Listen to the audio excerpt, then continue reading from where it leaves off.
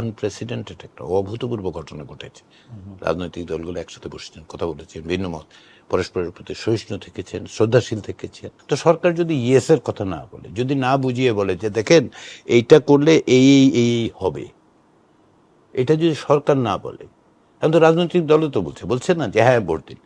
আমি ব্যক্তিগতভাবে আশা করেছিলাম রাজনৈতিক দলগুলোর উপর নারী সংগঠনগুলো ব্যাপক আকারে চাপ প্রদান করবে। দর্শক সবাইকে স্বাগত ডয়েচে ভেলে বাংলার এই সাক্ষাৎকারে, বিশেষ সাক্ষাৎকারে। আপনাদের সঙ্গে আছি আমি জুবায়ের আহমেদ। আপনারা জানেন নির্বাচন উপলক্ষে আমরা বিভিন্ন বিষয় নিয়ে আলোচনা করছি, বিভিন্ন রাজনৈতিক নেতৃবৃন্দ কিংবা অন্তর্বর্তী সরকারের বিভিন্ন দায়িত্ব যারা আছেন তাদের সঙ্গে। আমি এখন এসেছি প্রধান উপদেষ্টার কার্যালয়ে। এখানে আমি কথা বলবো ডক্টর আলী রিয়াজ। আপনি এই যে ঐকমত্য কমিশন সেটি সহসভাপতি, এবং আপনি ছিলেন সংবিধান সংশোধনের যে কমিটি সেটার কমিশন সেটার প্রধান ছিলেন।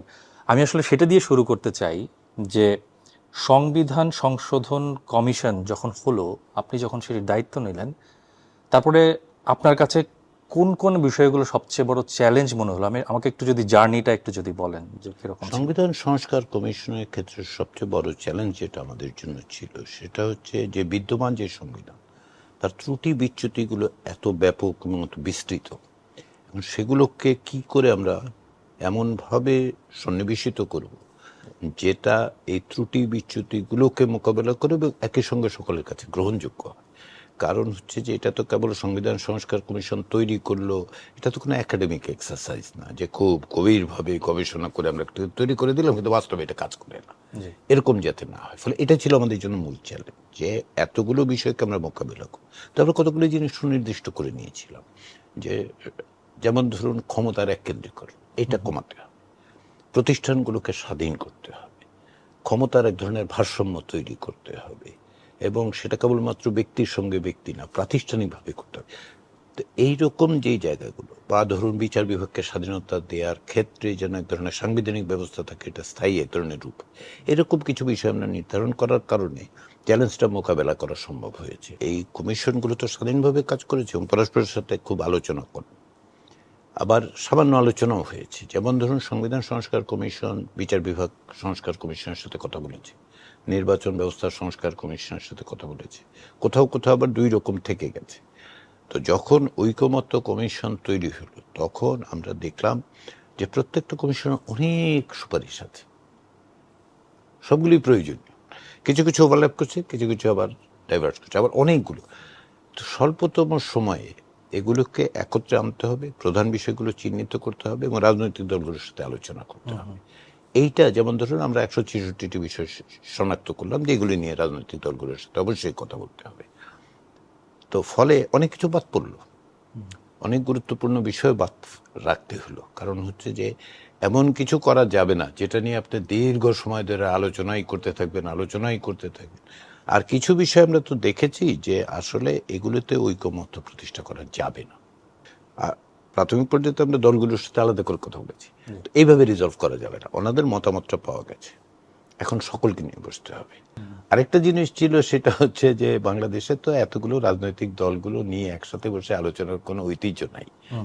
অনেকেই বলেছে এটা সম্ভবই হবে না, এমনকি আলাদা আলাদা আলোচনায় বলেছে যে কিছু হবে না, আপনারা বেশি দূর যেতে পারবেন না। কিন্তু রাজনৈতিক দলগুলোর আন্তরিকতা ছিল, এটা আমাদেরকে সাহায্য করেছে, ব্যাপকভাবে সাহায্য করেছে। কিন্তু অনেকগুলো বিষয় তো তারা একমত হননি, যে মানে কোনো একটা দল হয়তো সেটাকে রাজি হচ্ছে এবং আরেকটি দল সেখানে হয়তো নোট অফ ডিসেন্ট দিচ্ছে। তো মানে সে আলটিমেটলি আপনারা নোট অফ ডিসেন্ট সহই আপনাদের আসলে করতে হলো। সনদটাতে নোট অফ ডিসেন্টগুলো উল্লেখিত আছে এই কারণে যে এটা তো আলোচনার ফসল, ফলে যাদের যা অবস্থা সেগুলো তো মানে ডকুমেন্টেড হতে হবে, ভবিষ্যতের জন্য থাকতে হবে যে এই দল এই অবস্থান নিয়েছিল। ওপিনিয়নের মধ্যে যেই ডাইভার্স নেচারটা, আমরা তো নর্থ কোরিয়া না, সেই কারণে তো বাংলাদেশের মানুষ প্রাণ দেয়। মত পার্থক্য তো থাকবে, সেই কারণে তো 30টা দল এবং জোট নিয়ে বসা, আলাপ আলোচনা করা, এক জায়গায় আসার চেষ্টা করা। অনেক বিষয় তো একেবারে ধরুন 30টা দলের সব দল একমত হয়ে গেছে, কিছু আলোচনার পরই একমত হয়ে গেছে, আবার কিছু বিষয়ে এগুলি ডকুমেন্টেড থাকলো। এগুলো ভবিষ্যতে রাজনৈতিক দলগুলো বলতে পারবেন যে আমরা তো এখানে একটু এই ভিন্নমত ছিল, আবার আমরা এইটুকু আপোষ করেছি, এইটুকু সমঝোতায় গেছি। সবচেয়ে বড় জিনিস যেটা দেখুন, শেষ পর্যন্ত 25টি রাজনৈতিক দলে স্বাক্ষর করেছে, অঙ্গীকার করেছেন যেগুলো বাস্তবায়নের জন্য তারা অঙ্গীকারবদ্ধ থাকবেন, সুরক্ষা করবেন। এটা তো বড় জিনিস। আমি বরঞ্চ এর ইতিবাচক দিকটা দেখি। আনপ্রেসিডেন্টেড একটা অভূতপূর্ব ঘটনা ঘটেছে। রাজনৈতিক দলগুলো একসাথে বসেছেন, কথা বলেছেন, ভিন্ন মত, পরস্পরের প্রতি সহিষ্ণু থেকেছেন, শ্রদ্ধাশীল থেকেছেন এবং শেষ পর্যন্ত একটা দলিল তৈরি করেছেন যেটা একটা ভবিষ্যতের পথে দেশকে এগিয়ে নিয়ে যাবে। একটু গণভোট প্রসঙ্গে আসি, যেহেতু এই সংস্কার প্রস্তাবগুলো একটি গণভোটের প্রক্রিয়ার মধ্যে দিয়ে যাবে। শুরুতে আমি আসলে পরের প্রশ্নটা করি, যে ভবিষ্যতের প্রশ্নটা, গণভোটের পর আসলে কি, মানে একটি সংস্কার পরিষদ তারা হচ্ছে বা তা বাস্তবায়ন করবে, মানে এই প্রক্রিয়াটা কি, এটি নিয়ে আসলে জনগণের মধ্যে এখনো ধোঁয়াশা আছে? তো এটা যদি একটু পরিষ্কার করে বলেন। প্রক্রিয়াটা খুব সহজ আসলে। যে সমস্ত সংবিধান সংশ্লিষ্ট বিষয়গুলো আছে এবং তার সাথে খানিকটা ট্যানজেনশিয়ালি যুক্ত, খানিকটা যুক্ত, এরকম যে 48টা বিষয়, সেগুলো নিয়ে আমরা বললাম যে তাহলে জনগণের কাছে যাওয়া দরকার এবং রাজনৈতিক দলগুলো একমত হলো যে গণভোট করতে হবে। এখন গণভোটে যখন যাবে, কতগুলি বিষয় খুব স্ট্রাইকিং ডিফারেন্স আছে, সেগুলো খুব ডিস্টিংক্টলি বলা উচিত, খুব সুস্পষ্ট। যেমন ধরুন আপার হাউস।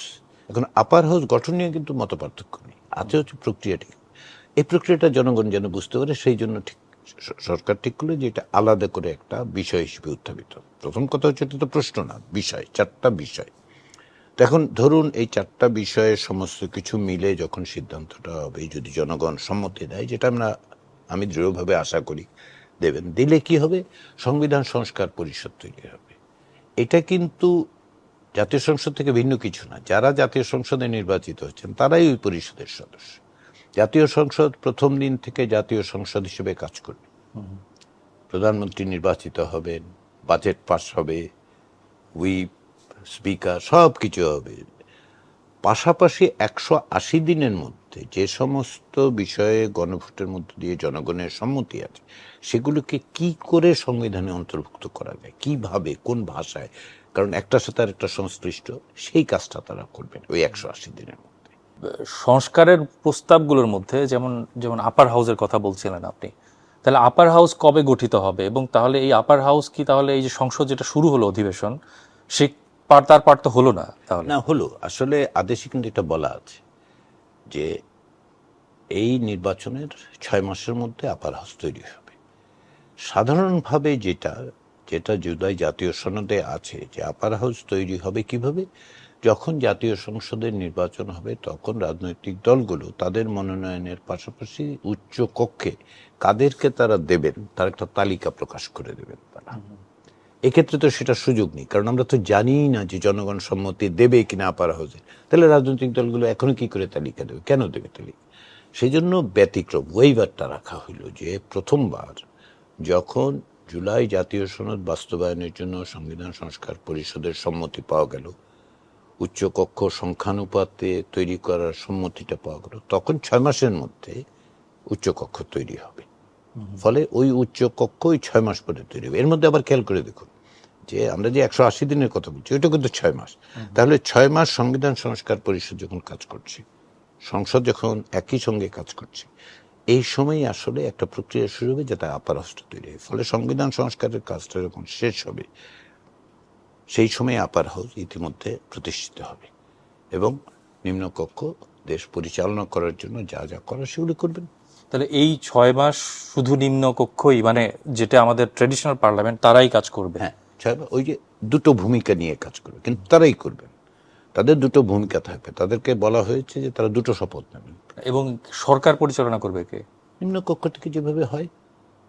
সংসদ নির্বাচন শেষ হওয়ার পরে স্বাভাবিক প্রক্রিয়ায় যেভাবে একজন যার সংখ্যাগরিষ্ঠ সমর্থন আছে তাকে বিদ্যমান সংবিধান যেভাবে একজন প্রধানমন্ত্রী নির্বাচনের কথা বলে, তাকে ডাকা হবে, তিনি সরকার গঠন করবেন, সেই সরকারের ক্যাবিনেট থাকবে, তারপরে যা যা করার এগুলি করতে থাকবে। কারণ সরকার তো হতে হবে, সরকার হতে হবে অত্যন্ত দ্রুততার সঙ্গে। নির্বাচনের পরেই বাংলাদেশে তো প্রায় 24 ঘন্টার মধ্যেই সরকার প্রতিষ্ঠিত হয়।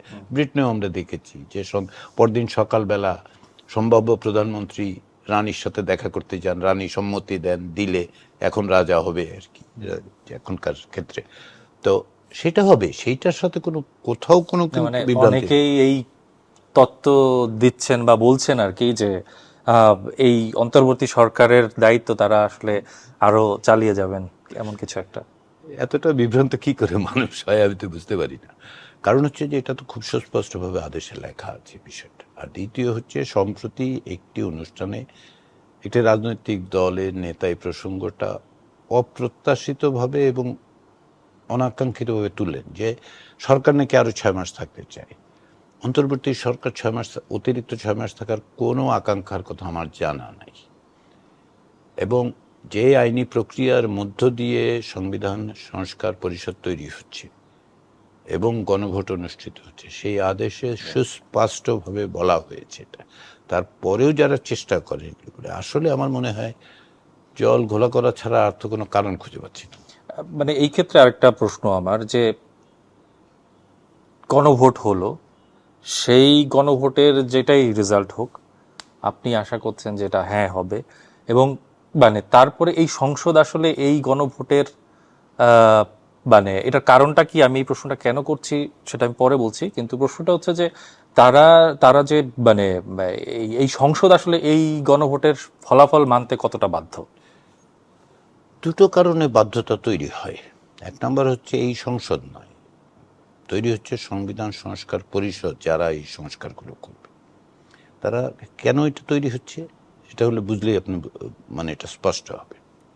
যে কোনো সংসদের সংবিধান সংশোধন করার ক্ষমতা আছে। বাংলাদেশের যে সংবিধান সেখানেও লেখা আছে 2/3 সংখ্যাগরিষ্ঠতা থাকলে আপনি মানে সংবিধান, এটাকে আমরা বলি অ্যামেন্ডিং পাওয়ার। যে কোনো পার্লামেন্টের আছে, পৃথিবীর যে কোনো পার্লামেন্টের আছে। কিন্তু আপনি যদি কিছু ফান্ডামেন্টাল বিষয়ে সংশোধন করেন তাহলে কি হবে? বাংলাদেশের সংবিধান এটাও ছিল অতীতে যে এটা গণভোটে যাবে, পরে সেটা আবার বাতিলও করে দেওয়া হয়েছিল, কাউকে না জানিয়েই বাতিল করা হয়েছিল। এখন এই যে অ্যামেন্ডিং পাওয়ারের একটা লিমিট আছে।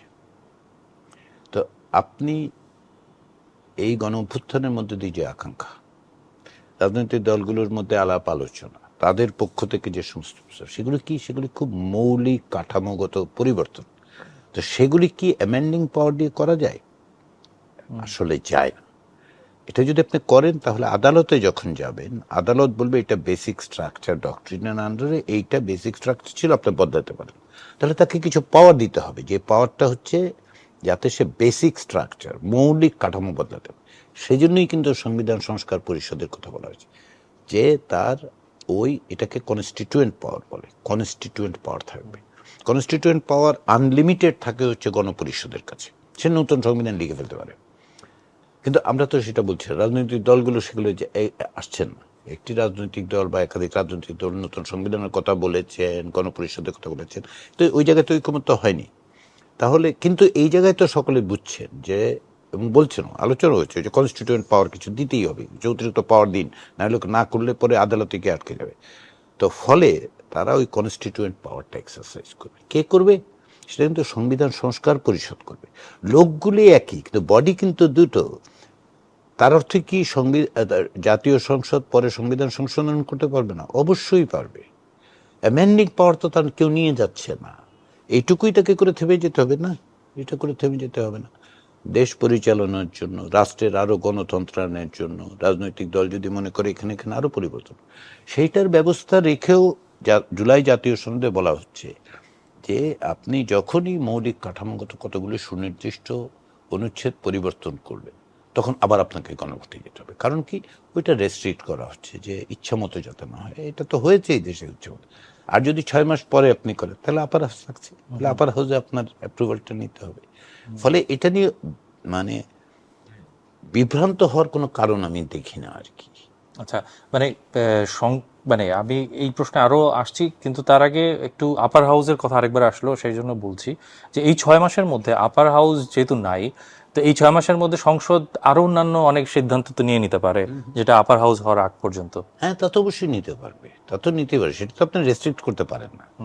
কারণ হচ্ছে যে জনগণের ভোটে নির্বাচিত, এবং জনগণ জেনেই নির্বাচনটা করছে। আমরা 6 মাস, এখন ধরুন আপার হাউস ঠিক 179 দিনের মাথায় হবে না 3 দিনের মাথায় হবে আমরা কিন্তু জানি না।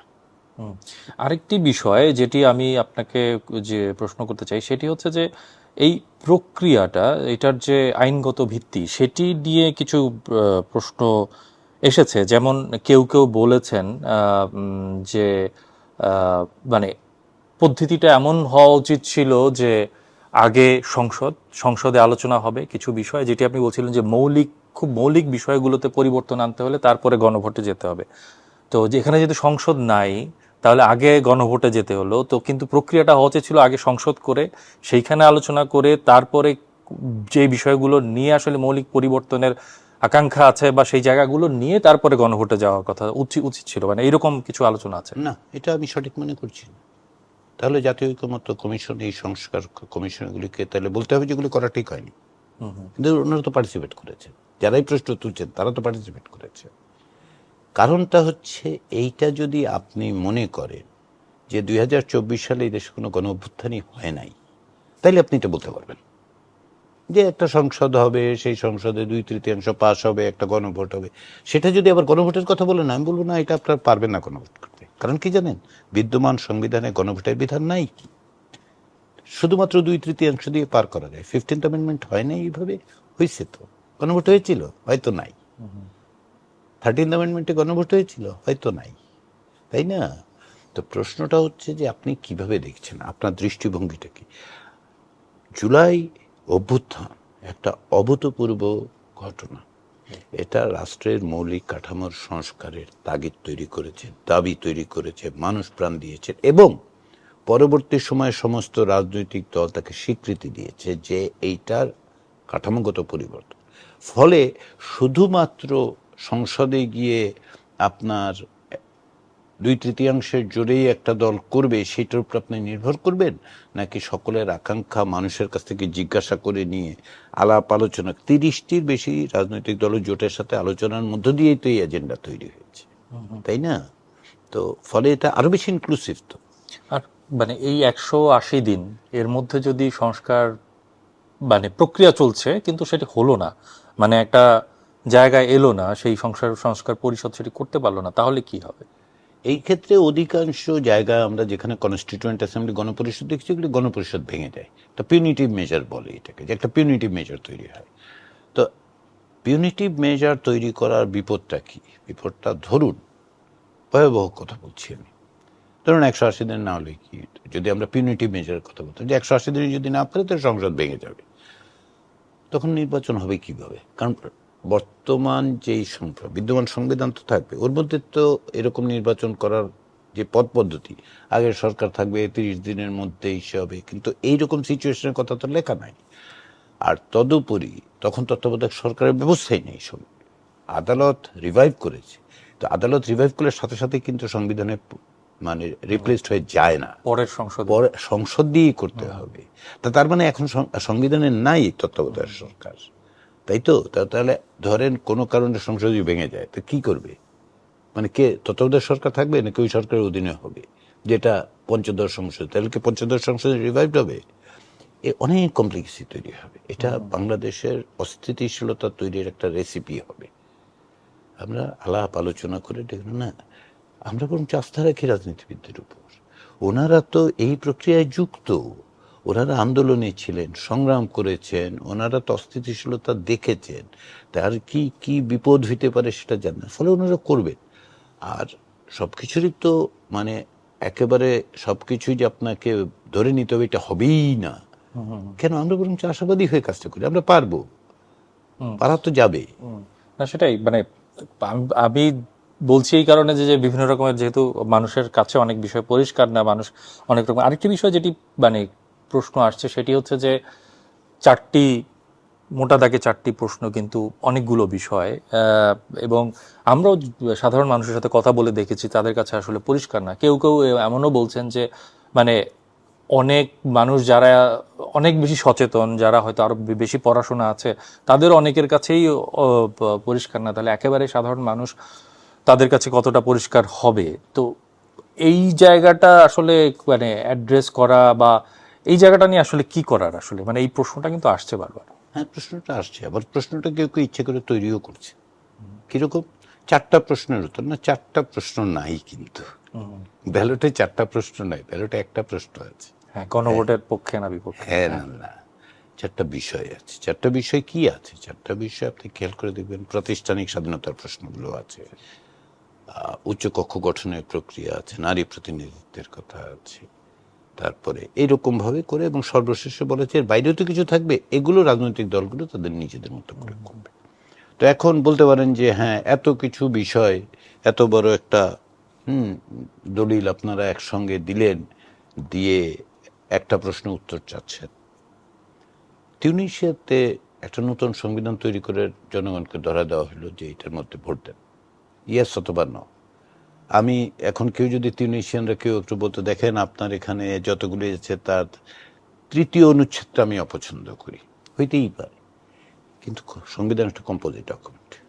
এটা তুরস্কে গণভোট হলো, 18টা বিষয় লিখে দেওয়া হলো, 1800, 1, 2, 3, 4 ব্যালটের মধ্যে লেখা থাকলো, কিন্তু প্রশ্ন থাকলো একটা, আপনি হ্যাঁ অথবা না বলেন। বড় রকমের পরিবর্তন কিন্তু এই সাথে তুরস্কে হয়েছে। এক্সিকিউটিভের, নির্বাহী বিভাগের পাওয়ার বেড়েছে, ভয়াবহভাবে বেড়েছে। আপনি দেখুন কেনিয়াতে একটা সংবিধান, পুরো সংবিধান। কারণটা কি? কারণটা হচ্ছে যে এইগুলো পরস্পর সংশ্লিষ্ট। এখন এই পরস্পর সংশ্লিষ্ট বিষয়গুলো যখন আপনি আলাদা করবেন, তখন কি দাঁড়াবে? দাঁড়াবে হচ্ছে আপনি একটা না করে আরেকটা তো করতে পারবেন না। আপনি উচ্চকক্ষ তৈরি না করে আপনি তো এটা নিশ্চিত করতে পারবেন না যে সংবিধান ভবিষ্যতে সংশোধনের জন্য উচ্চকক্ষের সংখ্যাগরিষ্ঠতা লাগবে, 2/3 যথেষ্ট নয়। এটা তাহলে উচ্চকক্ষের কথা আলাদা করে আপনাকে বলতে হবে। এখন আপনি যদি বলেন যে আমরা কি তাহলে ধরুন 48টা বিষয় 1, 2, 3 করে দিতে পারতাম, হ্যাঁ দেয়া যেত, তাহলে দিয়েও কিন্তু আমাকে প্রশ্ন করতে হতো একটাই, আপনি এগুলো সমর্থন করেন অথবা করেন। কোনো অবস্থাতেই কোনো গণভোটে সর্বাংশে 100% সমস্ত বিষয়ে একমত হয়েই কেবলমাত্র মানুষ ভোট দেবে, এই ধারণাটা সঠিক নয়। বড় আকারে যে প্রশ্ন, সেটা বরং আসেন আমরা আলোচনা করি। বড় আকারের প্রশ্নটা কি আসলে? এই গণভোটের বড় আকারের প্রশ্ন একটাই, রাষ্ট্র ব্যবস্থায় সংস্কারের ব্যাপারে আপনি একমত হচ্ছেন কি হচ্ছেন। আপনার জন্য না মানে কি? না মানে হচ্ছে স্থিতাবস্থা, স্ট্যাটাস কো। এই সংবিধান রাখা, যে সংবিধানের মধ্য দিয়ে প্রাতিষ্ঠানিক স্বাধীনতা নাই, বিচার বিভাগের স্বাধীনতা নাই, ক্ষমতার এক কেন্দ্রীকরণ আছে, ফ্যাসিবাদী শাসন প্রতিষ্ঠার পথ উন্মুক্ত আছে, এটা রাখতে চান, ঠিক আছে রাখেন, এটা আপনার মত হতেই পারে যে বেনিফিশিয়ারি অথবা যে, কিন্তু আন্দোলন বলেন, গণ অভ্যুত্থান বলেন, সংগ্রাম বলেন, তার লক্ষ্যটা কি ছিল? আমরা যেন এই ব্যবস্থায় না যাই, এটাই তো প্রশ্ন। মানে প্রশ্নটা আসলে মোটা দাগে এই জিনিসটা বা মানে যেটি আমরা দেখছি যে এই, এবং মানে আপনারাও যখন মানে সরকারের পক্ষ থেকেও যেহেতু এই বিষয়টা বলা হচ্ছে সব জায়গায়, যে চেষ্টা করা হচ্ছে মানুষের কাছে পৌঁছানোর, এইভাবেই বলা হচ্ছে, কিন্তু সমালোচনা হচ্ছে যে মানে মানুষ কি আসলে পুরোটা বুঝে, যে অনেকগুলো প্রশ্ন, অনেকগুলো জায়গা, এগুলো বুঝে সেগুলো উত্তর দিচ্ছে কিনা, এইটা হচ্ছে মানে এই এই সমালোচনাটা আসলে করা হচ্ছে।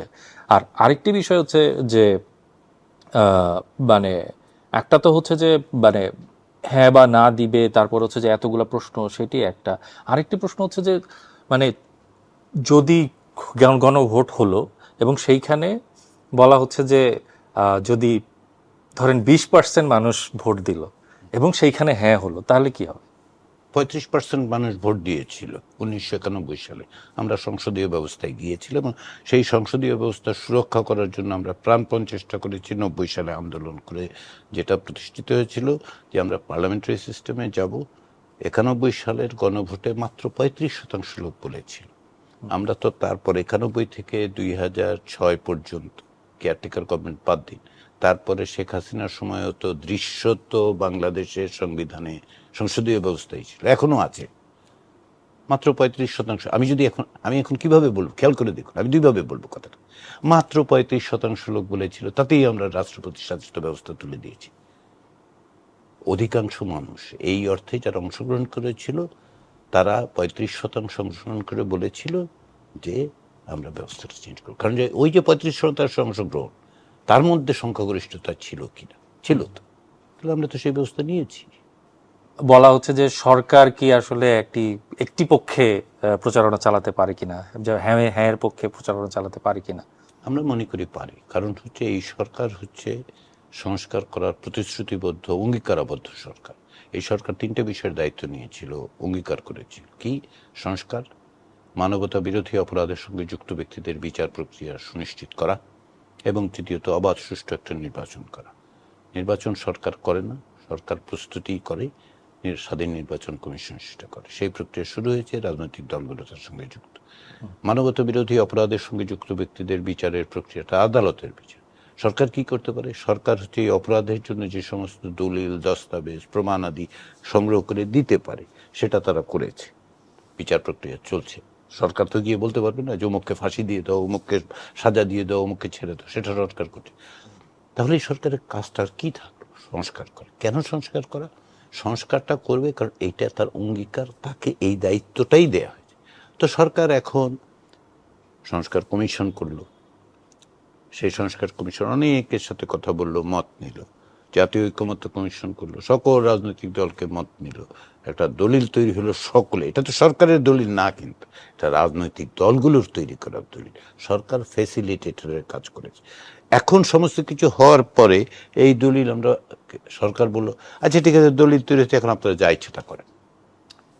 সরকারের তাহলে কমিটমেন্টটা কোথায়? এই সরকার তো আপনার ধরেন যে কোনো সরকার, এটা একটা অন্তর্বর্তী সরকার যে দায়িত্ব নিয়ে এই কাজটা করছে। তো সরকার যদি ইয়েসের কথা না বলে, যদি না বুঝিয়ে বলে যে দেখেন এইটা করলে এই এই হবে, এটা যদি সরকার না বলে, এখন তো রাজনৈতিক দলও তো বলছে না যে হ্যাঁ ভোট দিন, তারা তো নিশ্চয়ই বুঝেই বলছেন, তারা তো অকস্মাৎ আকাশ থেকে অন্য কারণে বলছেন। সব রাজনৈতিক দল বলছে।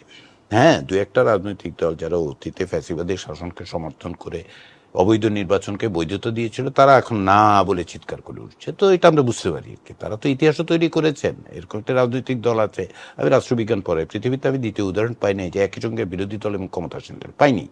কেউ পেলে আমাকে জানালে আমি ছাত্রদের পড়াতে পারবো। ফলে সরকার পারে। এখন সেই প্রচারণাটা কোন মাত্রায় হবে, কিভাবে, সেটা নিয়ে হয়তো মত পার্থক্য থাকতে পারে, আইনজীবীদের মধ্যে মত পার্থক্য, কিন্তু সরকারকে তো করতে হবে এটা।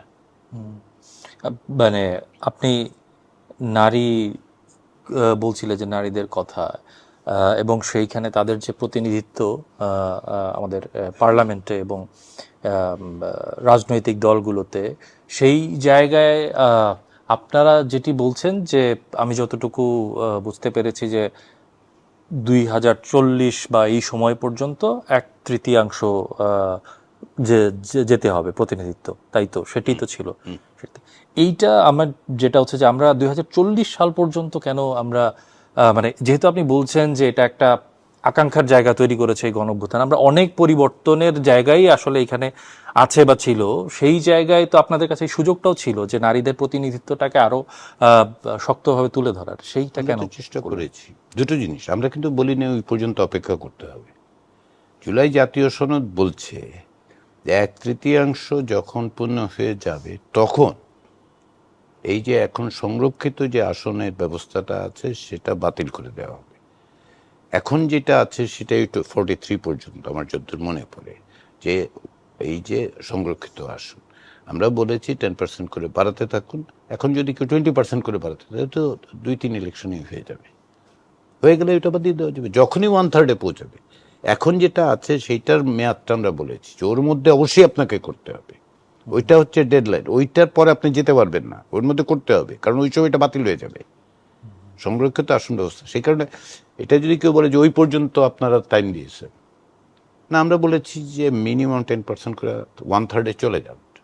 1/3 চলে গেলে ওইটার দরকার হবে না 1/3। এখন নারী প্রতিনিধিত্ব বৃদ্ধির জন্য সংবিধান সংস্কার কমিশনের প্রস্তাবটা কি ছিল? 100 আসনে নারী নিশ্চিত করা। হ্যাঁ। আমরা বলেছিলাম কি পদ্ধতিতে, সরাসরি ভোটের মাধ্যমে 100 আসনে। আমরা বলেছিলাম যে আসলে সুপার ইম্পোজড 100 কনস্টিটিউয়েন্সি তৈরি করা। 300টা আসন আছে, তো এর উপর সুপার ইম্পোজ করে দিয়ে 100টা করেন, 3:1। রাজনৈতিক দলগুলো বানলেন না। নির্বাচন ব্যবস্থা সংস্কার কমিশন বলল যে ঘূর্ণায়মান পদ্ধতি করেন, দেশটা 400 আসনে বিভক্ত করেন, 100 প্রত্যেকবার প্রতিনিধিত্ব। তাহলে কি হবে, 4টা নির্বাচনের মধ্যে সবগুলো আসনে নারীদের প্রতিনিধিত্ব করার দরজাটা উন্মুক্ত হয়ে যাবে। রাজনৈতিক দলগুলো মানলেন না। আমরা প্রাথমিক পর্যায়ের আলোচনায় যেহেতু এটা হলো না, আমরা দ্বিতীয় পর্যায়ে আলোচনা তুললাম, রাজনৈতিক দলগুলো মানলেন না। আমরা 5 দিন আলোচনা করেছি। 5 দিন কিভাবে আলোচনা হয়েছে, বিরতি দিয়ে দিই। প্রথম দিন উত্থাপন করা হয়েছে, আনা যাচ্ছে না রাজনৈতিক দলগুলোকে এই জায়গায়, আমরা মুলতবি করেছি। আশা করে বসে আছি চাপ তৈরি হবে রাজনৈতিক দলগুলোর কাছে, পরদিন ঘুরে এসে পরের আলোচনায় তারা অবস্থান বদলাচ্ছেন না। আমরা তো জাতীয় ঐক্যমত্য কমিশন তো চাপিয়ে দিতে পারবে না।